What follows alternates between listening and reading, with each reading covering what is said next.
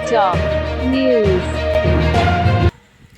साथियों नमस्कार, मैं सुरेश कुमार, आप देख रहे हैं जिला टॉप न्यूज।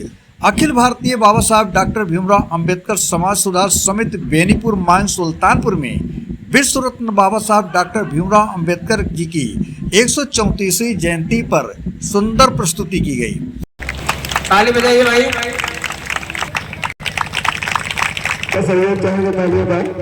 धन्यवाद, ये बहुत ही खुशी का पल है। ये मोस्ट कल्याणवाद जी आए, सर्वदीन पप्पू जी आप आ जाए और भाई बहुत बहुत धन्यवाद जो है प्रबंधक के बाद स्वागत की अगली कड़ी में आप लोग जोरदार ताली बजाएं। सर आप आज हमारे मंच पर उपस्थित। इसके बाद बहुत बाबा साहब अमर रहे, छत्रपति साहू जी महाराज अमर रहे, छत्रपति साहू जी महाराज अमर रहे,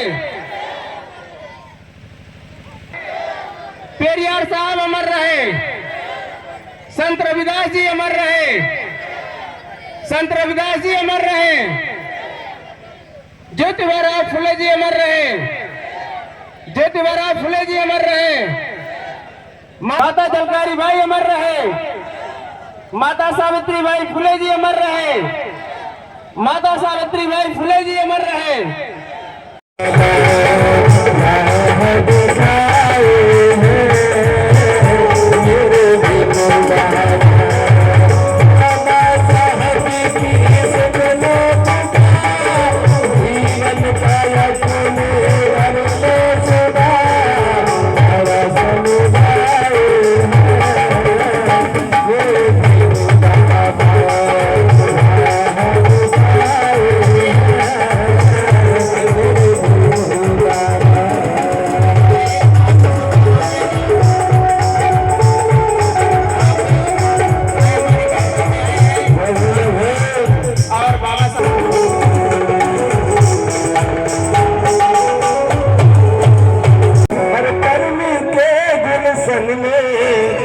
सम्मान का खिला है, धन्य की बात हमें तथागत बताए हैं।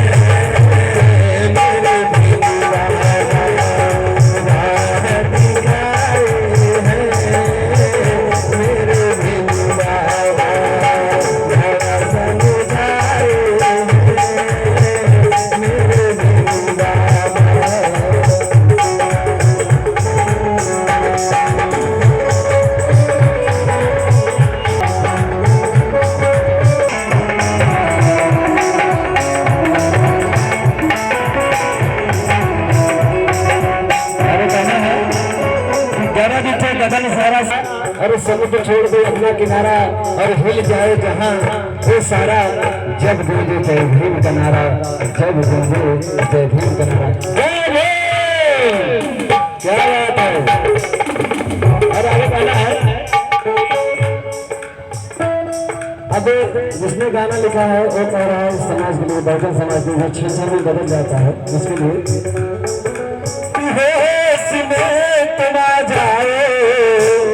तेरा सब कुछ मिटा जा रहा है, और खर्म का है जो पतन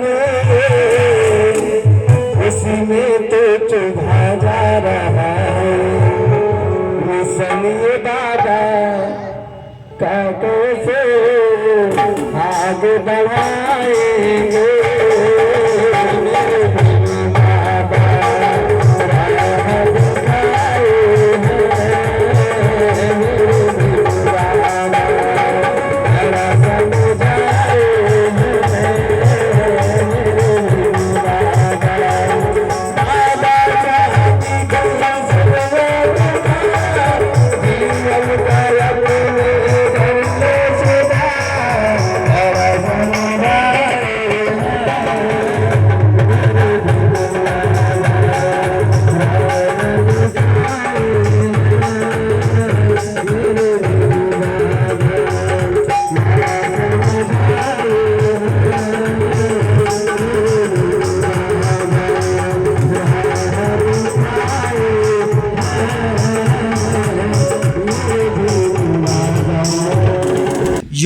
वक्ता के रूप में रहे अंबेडकर सेना के राष्ट्रीय अध्यक्ष सुरेंद्र बागी ने बाबा साहब के विचारों को लेकर क्या कहा, देखें। प्रतिभा राव फूले बाबा साहब अंबेडकर को नमन करता हूँ।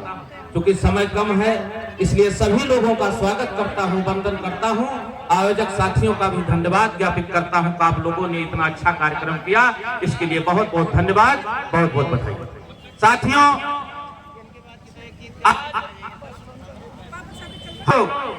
बाबा साहब अंबेडकर की जयंती मनाने के लिए इकट्ठा हुए। साथियों, मैं आता हूं कि बाबा साहब अंबेडकर ने जब हमको संविधान दिया तो संविधान में डॉक्टर बाबा साहब अंबेडकर ने प्रस्तावना में लिखा कि हम भारत के लोग समता, स्वतंत्रता, बंधुता, न्याय पर आधारित समाज और राष्ट्र का निर्माण करेंगे। हम पूछना चाहते हैं इस देश में राज करने वाली सत्ता से कि क्या भारत देश में समता आई? क्या भारत देश के अंदर समता आई? आज भी हमारा अपमान जातियों के आधार पर होता है। इसलिए साथियों, हम कहना चाहते हैं कि बाबा साहब अंबेडकर ने जो प्रस्तावना में लिखा, आज वही मिशन बाबा साहब अंबेडकर का अधूरा है, वो संघर्ष बाबा साहब अंबेडकर का अधूरा है। इसलिए हमको इस बात को विशेष ध्यान रखना है। क्योंकि डॉक्टर बाबा साहब अंबेडकर ने कहा था कि कमजोर व्यक्ति कभी न्याय हासिल नहीं कर सकता। न्याय हासिल करने के लिए शक्ति की जरूरत होती है और शक्ति केवल संगठन में होती है और कहीं नहीं होती है। इसको भी हमें ध्यान रखने की सबसे ज्यादा आज हमारे लोग अलग अलग लड़ाई लड़ते हैं। कोई द ग्रेट जवान लिखता है, कोई द ग्रेट जाटो लिखता है, कोई कोरी लिखता है, कोई पारसी लिखता है। अरे बाबा साहब अंबेडकर को अगर आपने नहीं पढ़ा तब आप ऐसा करते हो। बाबा साहब अंबेडकर ने लिखा था कि जाति और धर्मों में बटा हुआ देश कभी शक्तिशाली राष्ट्र नहीं बन सकता है। अगर आप बाबा साहब अंबेडकर को मानने वाले लोग हो तो ये जो जाति वाली व्यवस्था है इसको आपको समाप्त करना होगा। तब वास्तव में बाबा साहब अंबेडकर की जयंती मनाना सफल माना जाएगा। अन्यथा इस जयंती मनाने का कोई मतलब नहीं हो। क्योंकि बाबा साहब अंबेडकर को सबसे ज्यादा पढ़ने की जरूरत है। बाबा साहब अंबेडकर ने एक बात कही थी, किसी भी समाज का पढ़ा लिखा व्यक्ति अगर अपने समाज के प्रति बेईमान और भ्रष्ट है, उस समाज का सत्यानाश करने के लिए किसी दुश्मन की जरूरत नहीं होती है, वही काफी होता है। ऐसा समाज में हमारे लोग, चूंकि आज ये बात मुझे इसलिए कहना पड़ रहा है क्योंकि जो बाबा साहब अंबेडकर ने अधिकार दिया, उस अधिकार के बदौलत हमारे बीच में जो डॉक्टर, मास्टर, इंजीनियर, वकील, प्रोफेसर निर्माण हुआ, जो डॉक्टर, मास्टर, इंजीनियर, वकील, प्रोफेसर निर्माण हुआ, अगर वास्तव में जो बाबा साहब अंबेडकर ने कहा था कि आप डॉक्टर, मास्टर, इंजीनियर, वकील, प्रोफेसर जब बन जाना तो अपने कमाई का 5% समय, पैसा, बुद्धि, हुनर, श्रम इस समाज पर लगाना। लेकिन आज बड़े दुख के साथ कहना पड़ रहा है, जिनको अवसर मिला, जो डॉक्टर, मास्टर, इंजीनियर बन गया, उस समय, पैसा, बुद्धि, हुनर लगाने के बजाय वो टीवी में मस्त हो गया। ये सबसे बड़ा सत्यानाश का कारण है। मंच पर बोलने से मामला बनने वाला नहीं है। मंच पर बोलने से मामला बनने वाला नहीं है। जैसे ही हम मंच से उतरते हैं, जाति की बात करते हैं, घृणा की बात करते हैं, तो बाबा साहब अंबेडकर की जयंती मनाना सफल कैसे माना जाएगा? इस पे हमें खबरदारी रखने की जरूरत है। दूसरी बात हम बताना चाहते हैं कि बाबा साहब अंबेडकर ने हमें पढ़ने का जो अधिकार दिया, आज हम पढ़ लिख करके आगे तो बढ़े। आज हम लोग पढ़ लिख करके आगे बढ़े। बाबा साहब अंबेडकर ने कहा शिक्षित हो जाओ, शिक्षित हो गए। बाबा साहब अंबेडकर ने कहा संगठित हो जाओ, तो हम संगठित नहीं हो पाए। कोई इधर घूम रहा है, कोई उधर घूम रहा है। आप बुलाओगे तो अगला कहेगा मैं ज्यादा सीनियर हूं, जूनियर की बात काहे मानूंगा। जब तक आप जूनियर या सीनियर, अगर आप मिशन की बात करते हो तो जूनियर, सीनियर तो आप खत्म करना होगा। अब बाबा साहब अंबेडकर के मिशन को तरजीह देनी होगी, तब वास्तव का। क्योंकि बाबा साहब अंबेडकर ने कहा था हम बंटते हैं इसलिए बिकते हैं, हम बंटते हैं इसलिए बिकते हैं, और हम बिकते हैं इसलिए शोषित हैं। इस बात को हमें विशेष खबरदारी रखने की जरूरत है। क्योंकि समय कम है, मैं मोटी मोटी बातें बता करके ही अपनी बात समाप्त कर दूंगा।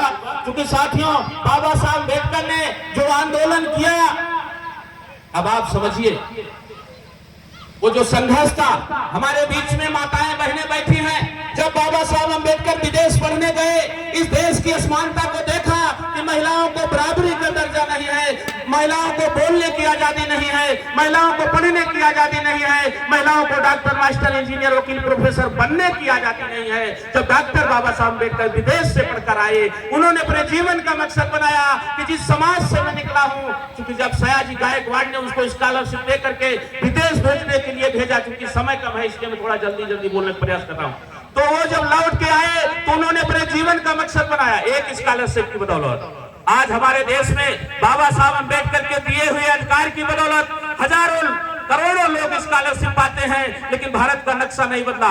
इसलिए मैं बताना चाहता हूं कि बाबा साहब अम्बेडकर जब विदेश से पढ़कर आए तो उन्होंने अपने जीवन का मकसद बनाया, जिस देश से मैं निकला हूं, जिस समाज से मैं निकला हूं, अगर उस समाज को हक अधिकार नहीं दिला पाऊंगा तो जान की बाजी लगा दूंगा।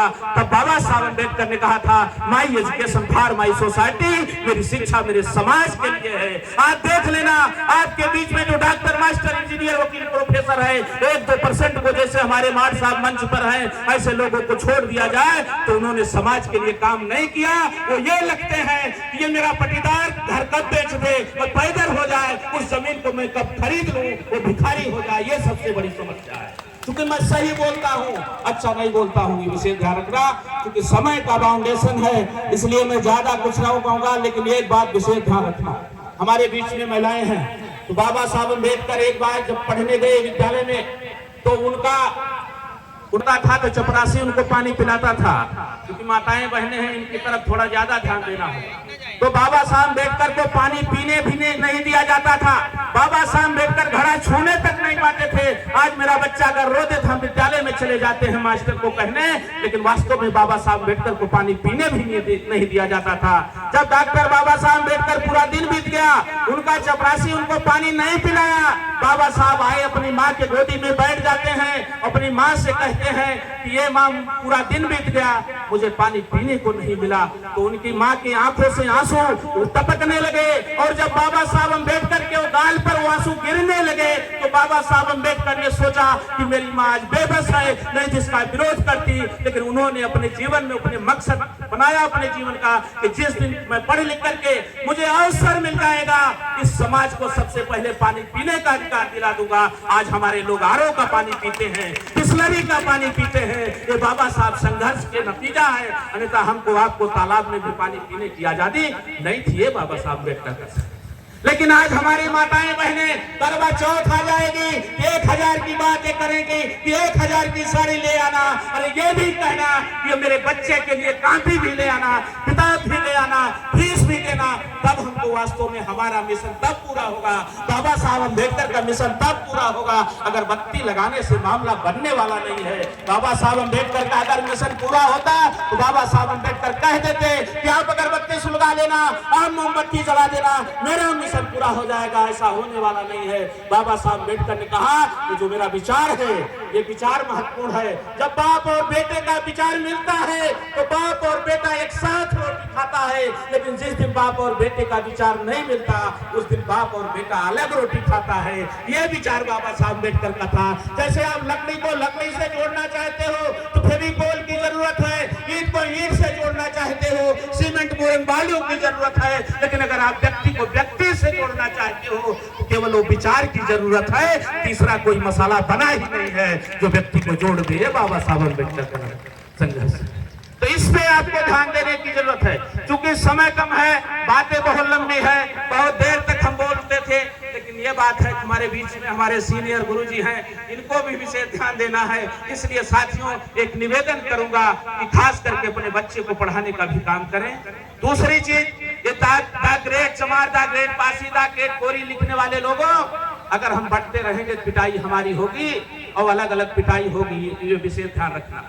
इसलिए हम एससी हैं, एसटी हैं, ओबीसी हैं, इस पे हमें ध्यान देने की जरूरत है। आज लोग जाति बना करके घूम रहे हैं। अगर आप जाति बनाओगे तो दुश्मन का काम करोगे। जिन्होंने हमें बांटने का काम किया आप उनका काम आसान कर रहे हो, इस पे हमें विशेष ध्यान देने की जरूरत है। इसलिए पुनः आप लोगों का स्वागत करते हुए, वंदन करते हुए विशेष ध्यान देना है। इस देश में अगर हमारी सत्ता होगी, जो बाबा साहब अम्बेडकर इसने इशारा किया था कि जब हमारी सत्ता होगी तो हम शासक करती जमात बनेंगे। जिस समाज की राजनीतिक सत्ता होती है उस समाज का उस राजनीति पर अगर नियंत्रण नहीं होता है वो राजनीतिक सत्ता हमारा हो जाती है। इसको भी विशेष ध्यान देने की जरूरत है। इसलिए साथियों, पुनः आप लोगों का स्वागत करते हुए, वंदन करते हुए, बाबा साहब अम्बेडकर को नमन करते हुए एक तख्तियां में अपनी रखते हुए अपनी बात समाप्त कर दूंगा कि पैर दलदल में भी जमाए रखना, पैर दलदल में भी जमाए रखना, शर्त इतना है कि अपने हाथों को ऊपर उठाए रखना।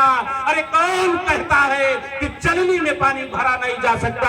अरे बर्फ बनने तक तो धैर्य बनाए रखना, धैर्य बनाए रखना। और दूसरी पंक्तियां कहते हुए मैं अपनी बात समाप्त कर दूंगा कि मत पूछ मेरे सब्र की मुसीबत कहां तक है, और सदा कर देख ले जालिम तेरी ताकत कहां तक है। अरे वो और होंगे जिन्हें मौत आ गई होगी, हमें तो देखना है तू जालिम कहां तक है, तू जालिम कहां तक है। पुनः आप लोगों का स्वागत करते हुए, आयोजक साथियों को धन्यवाद देते हुए, जय भीम, जय भारत, नमो बुद्धाय।